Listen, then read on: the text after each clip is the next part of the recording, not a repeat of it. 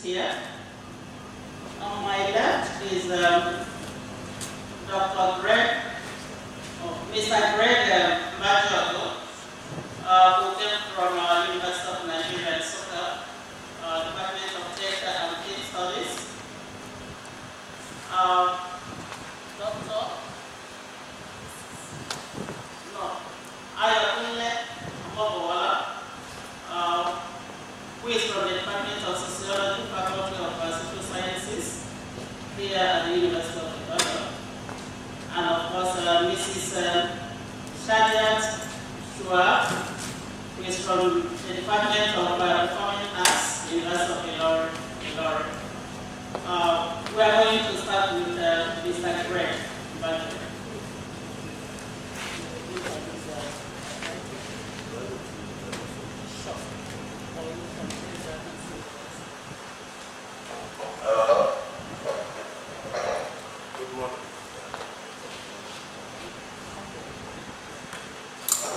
Good morning.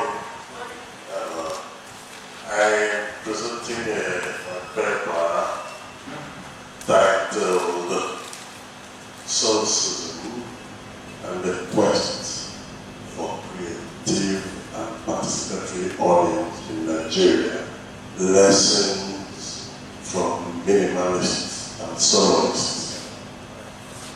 The approach to theater practice that the Nigerian audience is traditionally familiar with is the conventional ensemble approach.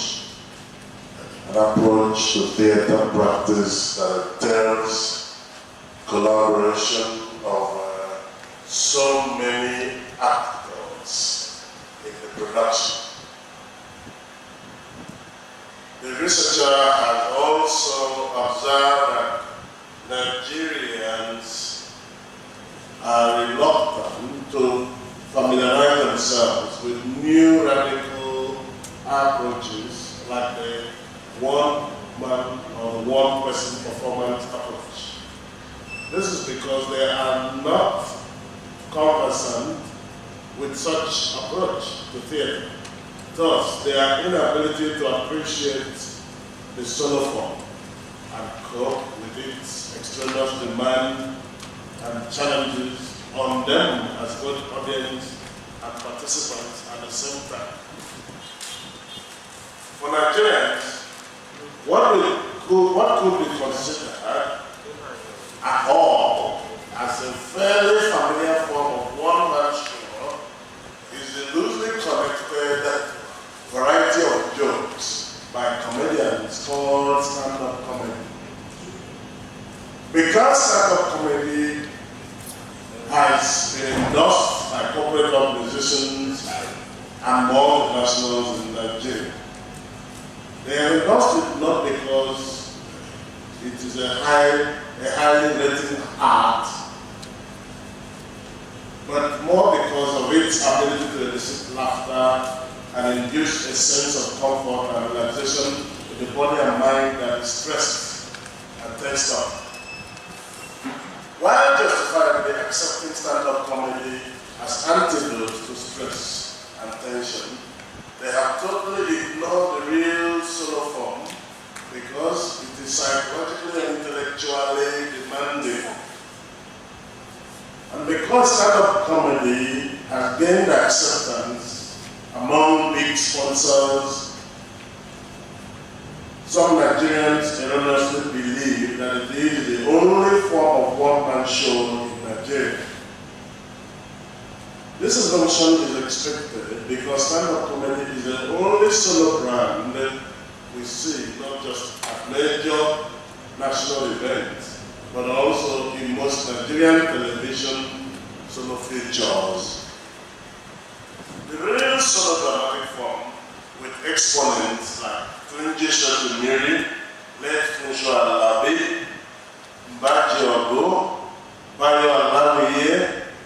Samson Apan, Chidozie Chuku and Hafiz has hardly gone beyond its experimental laboratories, the University Theatre Auditorium, and secondary school halls.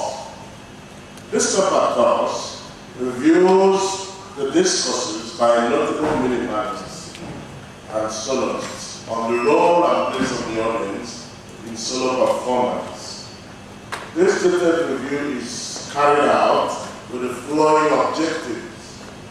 1. To show that the real solo play, which has been neglected by artists, scholars, and major entertainment funding agents in Nigeria, has the power to induce audience creativity and artistic growth. Its objective again is to explain the attributes of the solo dramatic art that induces audience creativity and participation, and to clearly understand why the Western audience encourage the growth of the solo theater and why they have mentally and sociologically enjoyed that engagement with soloists. Again, the researcher expects that the findings will engender a paradigm shift in Nigerian audiences' perception of their role and place in contemporary solo performances, as well as to motivate them to explore their own unique creative potentials through engagement with theatrical soloists. The paper, towards its conclusion, addressed the problem with Nigerian audience, the theater subscribers, their perception of solo drama as mere tool for just relaxation and entertainment, and considered this as the main reason why corporate organizations and multinationals are avoiding the theatrical solo. The researcher also highlighted the significance of the theatrical solo as a tool for promoting corporate image and brand, and as a strategy for staff reorientation, as well as a veritable tool for interpreting, simplifying, and disseminating policies in a way no other form of theater can do it, because of its economic, adaptable, portable, and flexible nature.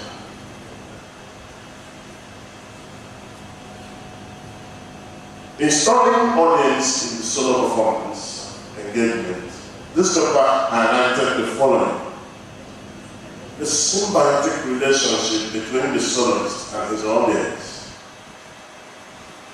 While the audience is the solo actor's partner, who contributes half of the actor's dialogue, how the audience can change from its passive state as onlookers to an active state as participants. The paper gave a couple of examples of how the soloist relates to his audience as a cast. Examples of soloists that turn their audience into volunteer actors were also cited in the paper. Beyond presenting practical examples of audience involvement in specific solo plays, we see in the paper why the audience in solo play are more creative, are giving more, or play more creative role than audience in conventional plays. How the audience aids the soloist in realization of dramatic conflict, for instance, was very little, was treated in detail.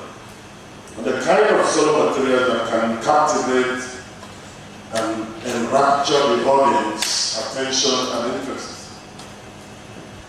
The soloists and minimalist scholars whose discussions on audience for the solo were reviewed in this paper are Rob Sullivan, Michael Carnes, John Canny, Luma Deborah, Rod Draper, Joe Bonnie, Glenn Alterman, Whoopi Goldberg, and a few others. And so, ladies and gentlemen, I want to conclude by saying that in this age, when Nigerian theater is facing great difficulty because of the home video industry that has made it convenient for people to stay in the comfort of their homes and get the similar kind of entertainment they get when they go to the live theater. We theater artists must begin to think seriously of encouraging the form of theater practice that is flexible, adaptable, portable, economical. Theater that if somebody demands that you move it into his bedroom, you can move it to the bedroom without any inconveniences. That's the kind of theater that can compete with home video film. If you are running a theater that you're using a cast of 20, and you expect a bank to give you a sponsorship to move around, you will have a problem. But the problem is that theater scholars even have tended to ignore the solo form because of the misconception of thinking that because it's one actor, it means that it's a one-man company. That is a one-man theater does not in any sense make it a one-man company. A one-man theater can still be, you can still have a one-man theater company where you have a lighting designer, costumier, publicity man, business manager, all that included to the making of a one-actor-based drama. And the newspaper looks at that form of drama as a form of drama that needs to be encouraged because of its enormous potential in an economic nature, and of course its ability to engender audience creativity and artistic growth. Thank you. Thank you, Mr. MBajiorgu. You saved us 5 minutes. Now we move to the next presenter, Ayokunle, Omobowale. Thank you very much. All protocols due us. The title of my presentation is Theorising Tokunbo Phenomenon as Symbolic Cultural Expression among the Yoruba of Southwestern Nigeria. The findings that I'm presenting there, they are part of a study sponsored by, it's a postdoctoral study sponsored by the American Council of Blind Society. So this is like a theoretical build on empirical data that I collected earlier. Tokunbo has connection with Yoruba contact with Europeans. When Europeans came to pre-colonial Nigeria about the 15th century, the interactions that happened thenceforth led to a social construction of the term Tokunbo. And Tokunbo literally means from across the sea. Initially, this term was reserved for children conceived or born in Western nations. And I mean Yoruba children who were either conceived or born in Western nations. But because of the value that is attached to Tokunbo, people who appreciated Tokunbo also gave it to children who are conceived and born in other nations other than Western nations. Tokunbo is an indication of membership of the privileged class. In the interviews, the qualitative study that I conducted, people who grew up in the 50s, 60s, 70s, up to the 70s, they affirm the fact that their contemporaries who were made of Tokunbo were especially respected, and their families were also especially respected because they were seen as being part of the privileged class and part of the people who were custodians of modernity, and in this case, Western culture. However, as from the 1990s, Tokunbo was transferred from humans to goods, and there was a reason for that. There was economic downturn in Nigeria, especially because of SARS. People could no longer afford standard goods, new goods from Western nations.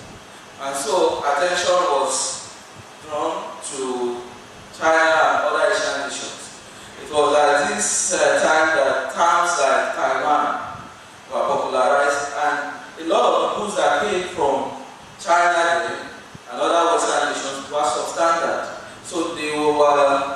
like nightmare to consumers who use them.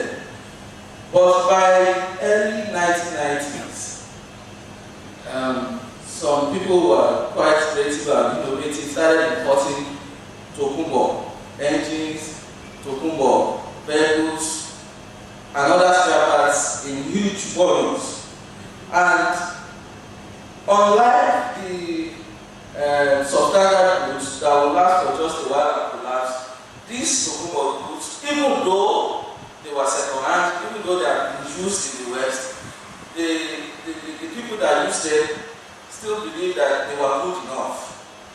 And by using them, they will still be represented in the modern class. For example, middle class people who by the late 1980s will no longer afford cars. By the mid-1990s, they could afford Tokunbo vehicles. And these Tokunbo vehicles were celebrated as new. People will even celebrate it in church with testimonies that I bought a new car, even though it's second-hand. And the same for other products, automotive spare parts, and second-hand clothes and electronics. And so the principal focus of this paper is Tokunbo as a cultural expression of modernity. The second aspect of this paper is devoted to symbolic cultural expression. Symbols, human actions are symbols that are infused with meanings. And the meanings that are attached to actions are dependent on the cultural environment, meaning that symbols are relative, and the meanings that are attached to them are relative. For example, even the words I'm speaking, they are symbols. I would say Akin in Yoruba. Akin means valor, but the same symbol, A-A-I-N, when it's translated to English, it's no longer valor. It means same. So, human actions, they are symbols. Human expressions, they are symbols, and meanings are attached to them. The people's reactions to these meanings are dependent on the socio-cultural environment. Hence, Tokunbo, the meanings that are socio-culturally attached to Tokunbo goes beyond the literary meaning that from across the seas. Tokunbo has symbolic meaning of dependent modernity. And by so saying, I mean modernity that has been transferred from Western nations. And this modernity is practiced contextually and symbolically. Going back to what we discussed earlier, what I said earlier, that Tokunbo as human being transmitted values of social perception, of dignity, of respect, of bearers of Tokunbo and their family members. By the 1990s, that second-hand goods started coming to Nigeria in high volume. The meaning attached to Tokunbo, which was also transferred to second-hand goods, translated to standard and good quality. And now you hear people saying that even Tokunbo goods are better than new goods. And they are described as the best around, they are described as being of very good standard. Most of these goods come with a lot of cars.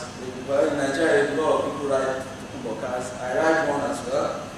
A lot of people ordinarily may not be able to have electronics in their houses, are able to access such. People who view electronics as in terms of standard, in terms of class, they are able to put Tokunbo electronics in their home. For example, people who see flat screen TVs, LCDs as being part of the equipment that middle class people should have, and they are unable to afford it, they can easily buy such from Tokunbo market. A brand new could cost as much as 70,000 naira, while the Tokunbo LCD will go for as low as 15,000 naira, and they will still carry the same means. The same, even I've seen people using BlackBerry phones. A BlackBerry phone that will go for 70,000-80,000 naira, you can find in the Tokunbo market for 10,000 naira. And when outside in the public, the man that carries a 10,000 naira BlackBerry phone will be respected, will still be appreciated as somebody who carries one of 70,000 naira because he has a symbol of modernity, which is BlackBerry.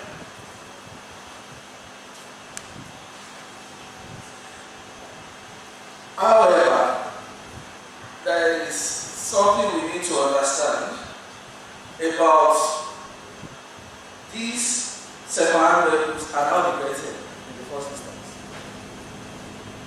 As from the late 1990s, in the developed world, policymakers realized that a lot of developed countries were running short of landfills. And a lot of these groups turn out to be waste, which we find difficult to manage within the environment. People still use some parts of them, and put in some other developing nations. Some of these places will be useful for a while, but they end up remaining there. So developing nations, and I mean Nigeria in this case, remains a dumping ground for waste products that are rather used as common. Thank you.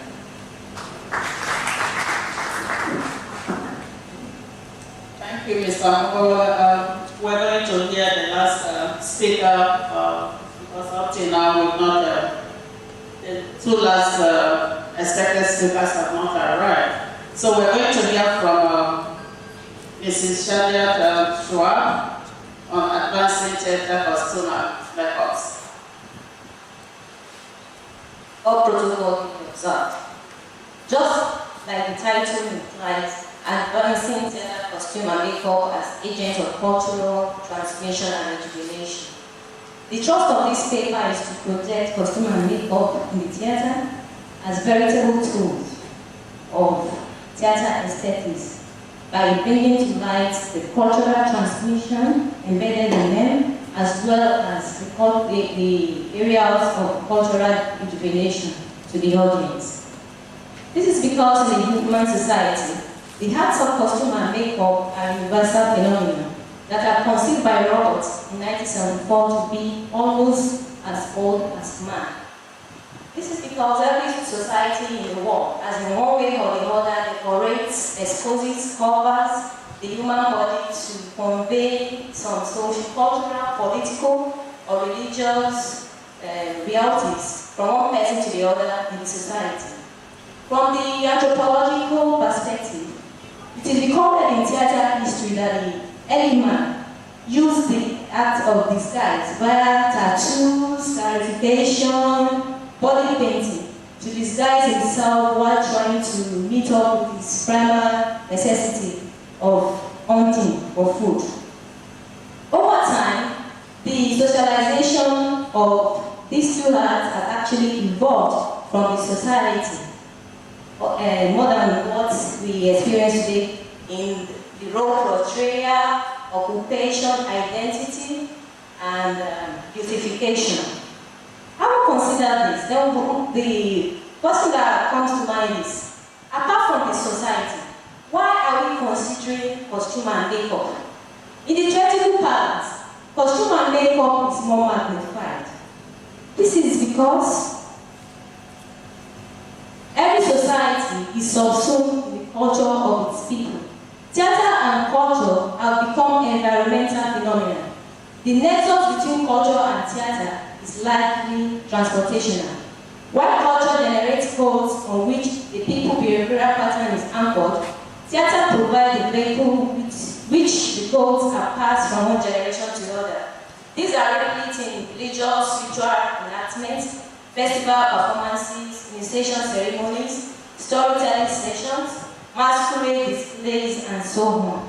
Where social pattern of life, ethical values, moral essence, religion, and history are mirrored in a dynamic living form.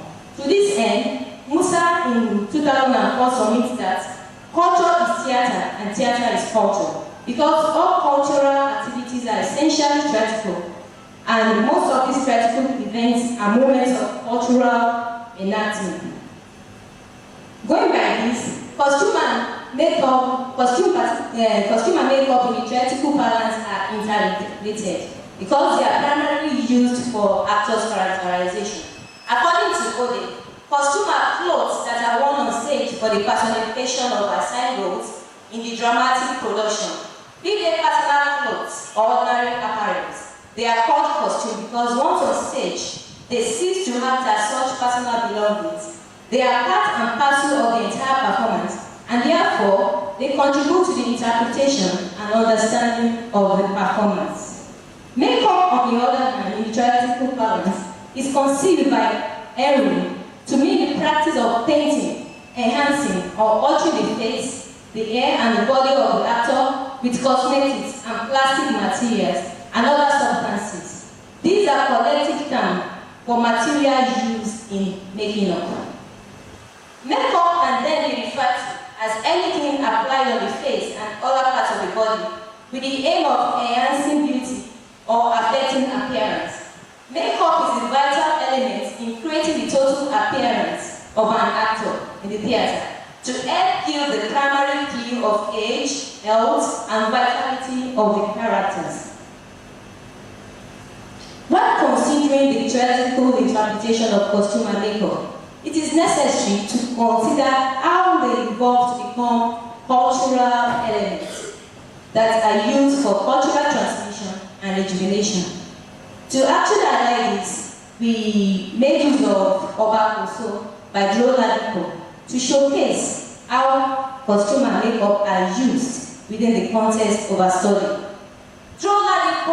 Koso is a historical masterpiece reflecting the old Oyo Empire history, which showcases the life and times of modern enlightenment in Yoruba land. It is a play that demonstrates the intricacies and the depth of power puzzle that ensued between Shogo, the third Alaafin, the old Oyo Empire, and his two warlords, Wonka and Timi, before his eventual death on the tree of Iron. In the Yoruba mythological belief, Shogo did not hang himself, and with that, he still worshipped till today in Yoruba land. Essentially, the play showcases the rich cultural values and heritage of Yoruba people. According to Shuaib in 2004, Ladipo created spectacular productions dramatizing the themes from Yoruba mythology and history. Historiology, Koso, which means the king did not hang, Moro, the king of the coast, and Obawale, the king of the dead. It's published in 1964, reflected the deep history of the old Oyo Empire, where traditional values and aesthetics are transferred to costume and makeup of designs. Nevertheless, in the application of costume and makeup of the highlighted play, on the 27th of June 2009, at the Department of Performing Arts, University of Ilorin, various researches were carried out by the presenter who happens to be the costume and makeup artist of that particular production. This comprised oral interview, consultation of published literary works, as well as internet sources, in order to ascertain the historical and aesthetic consequence of the play, so as to project a well-packaged production to the audience. The final went as far as Osogbo, Isheni, and Oyota, where historical facts and cultural education were provided by knowledgeable sources and custodians of the people's culture. It is discovered that the most widely used clothing item worn by the kings, chiefs, and the people of high social status in Oyo Empire at that time, even to date, is ashoki, a woven material made with different fiber threads, perceived in Soyo, Alari, Etu, among others. At the right, another commonly used fabric material among the middle class or even low class people in that particular community, as different from the ashoki, which is meant for people of high-ranking status in old Oyo Empire. Braids are also used for their hairdos, which are conceived in Chuku, Yoruba, Olapeju, and so on. Beads are also prominently used in old Oyo Empire. It is used to portray the social and cultural lifestyle of Oyo Consideration is given to their styles, colors, designs, and material, and they are worn by men, women, and children in the Oyo society, depending on their social status. Body design is also a general practice among the people of old Oyo Empire, most especially tribal markings for identification, nobility, and beautification. This can be visualized in Bele, Owolifari, Ajara, and others. In designing the costume and makeup of King Shango in the play of Koso, great attention is given to the historical epoch and symbolism of his attire, according to the Yoruba culture. Shango costume is in the play consists of layered set in predominantly red hues of his devotees. A talking top sewn intricately with cowries, dots, shells, and cones give it a more ancient and authentic look. On his head, he wears a braided headdress outlined to the back with cowries, which mark Old Oyo Empire's lineage. Oyo mark also gracefully adorned his cheeks to espouse his ancestral lineage. Oya, who happens to be his wife, is attired in Ashoki, secured into buba and wrapper design, where a woman hairdo are intricately designed to the center of her head, called Chuku, and decorated with cowries and beads to reflect her own lineage and also aesthetic factor. A provision of red beads on her neck, legs also validates her beauty and showcases her exalted position in the old Oyo Empire. The Oyo Mason, who are also called the kingmakers, are Shango's chief, hence their costume in assorted Ashoke designs, creatively sewn in dashiki top and trousers with material with matching caps to reflect the dress culture of the old Oyo Empire. Monkantini, the two warlords during the Shango's tenure were also given costumes in line with their ancestral deity. Monkaibi, for instance, is given blue dashiki with short adhere to showcase his Ogun deity lineage, while the Eden is costumed in brown colored attire to reflect the Shomono aspect of his own lineage. The music, costumes, and makeup in the play are also used to reflect the age grades and cultural significance of their attire during the festive occasion, according to the Yoruba world view.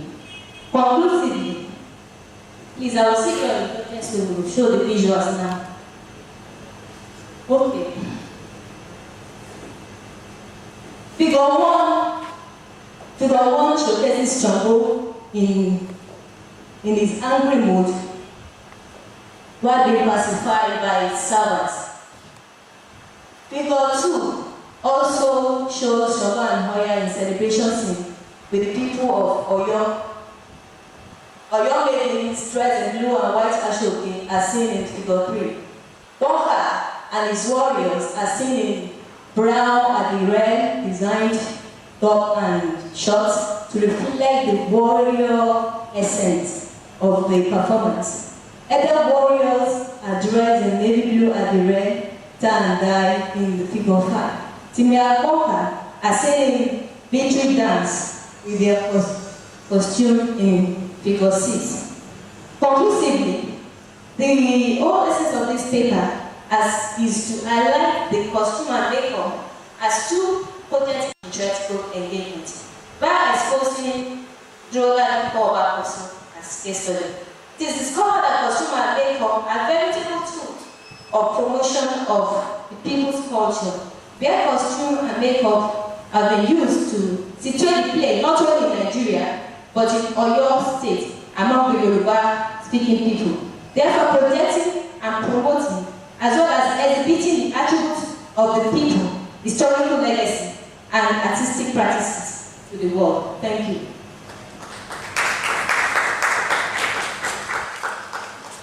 Thank you, Mrs. Shuaib, for the interesting presentation. Now we hear Mr. Anya U, who is the doctoral candidate from University of Ibadan Department of English.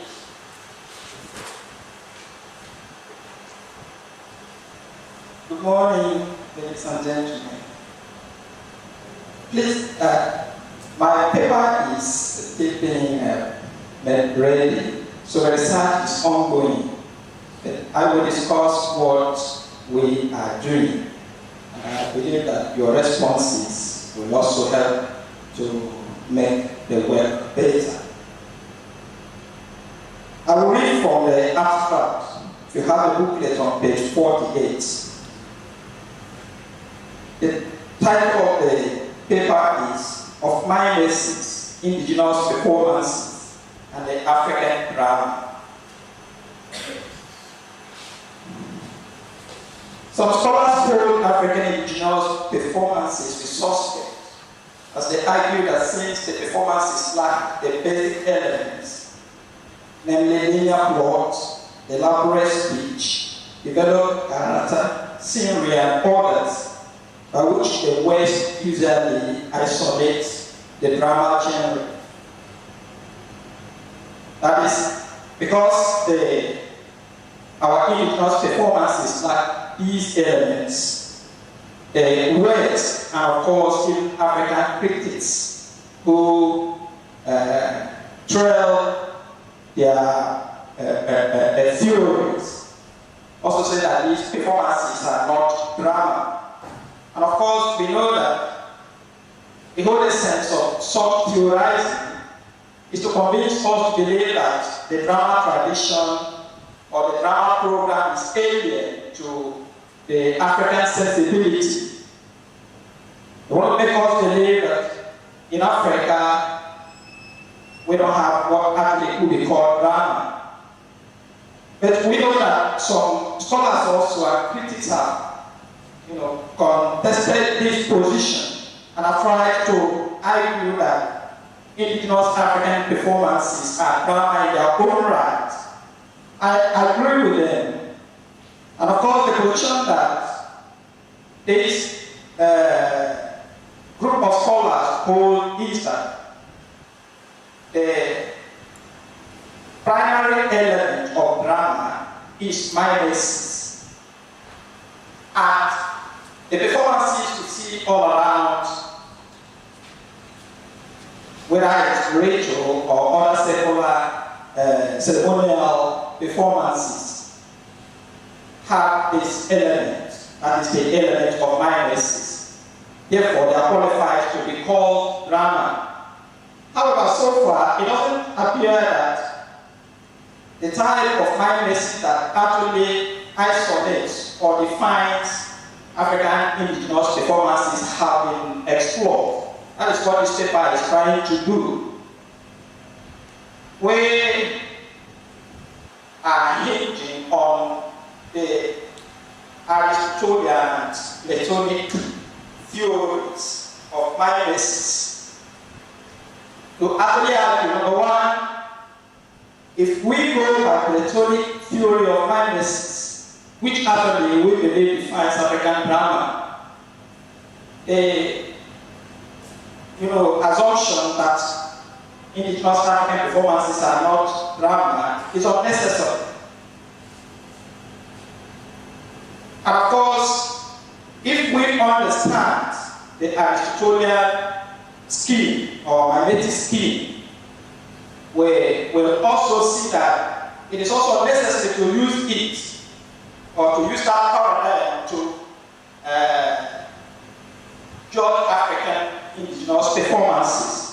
So what we are saying is, number one, indigenous African performances contain mimetic or Platonic mimetic paradigm or element, and therefore, whatever they call drama, yes, we are not saying that a performance has to conform to the Aristotelian or Platonic scheme to be called a drama, but we have all been educated in that tradition, and we do appear to want to use that paradigm to, we use Western literary theories to look at texts.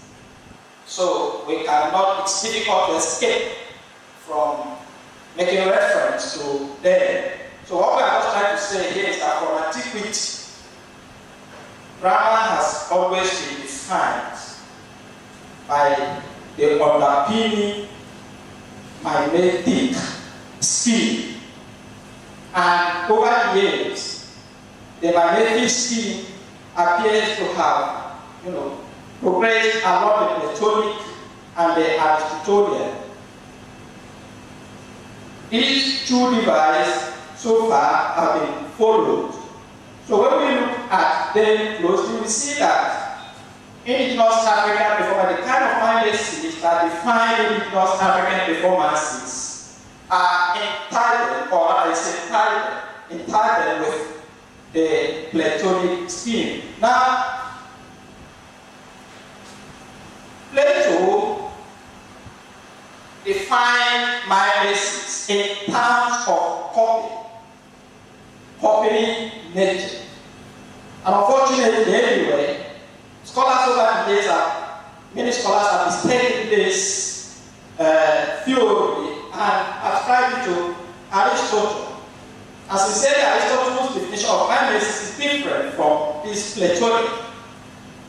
Aristotle, yes, he sees mindedness as the imitation of nature, but he doesn't see it as perfect imitation or copy. He rather sees mindedness as a system of creativity, progression in creativity. You start from the particular, you move on and incorporate the universal.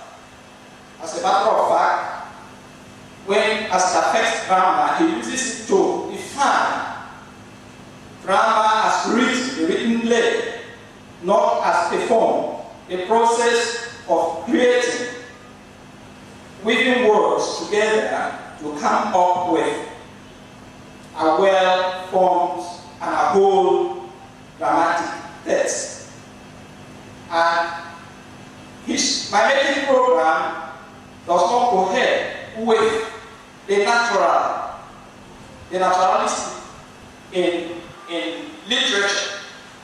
You remember that he gave an analogy in the poets with a portrait maker. It says the portrait maker, of course, paints his figure or the man as he is, but he goes beyond that and makes the man or his object better. In that sense, Aristotle is actually looking at a system of progression. What the portrait maker does is not to make a perfect copy of the object, but to make the object project the ideal, the Platonic ideal. What Plato says that nature, human beings, and everything defined in nature is a copy of the ideal, which we don't see, the ideal form. And the artist copies the imitated ideal. That is, nature is an imitation of the ideal. So the artist copies the imitated. And of course, that also means that when the dramatist imitates the action of men, he is copying an imitation of an imitation. He's not copying the idea, he's even copying, something removed from that. So he's 3 times removed from the idea, but Aristotle doesn't see imitation this way. He sees imitation as a progressive program. So, in realizing this in grammar, he sees the dramatist as somebody who is able to contrive a dramatic plot that is whole and complete and is able to weave words perfectly to achieve that imitative program. That is Aristotle. So, what we are saying is that this mimetic speed agrees with grammar as literature. And unfortunately, because of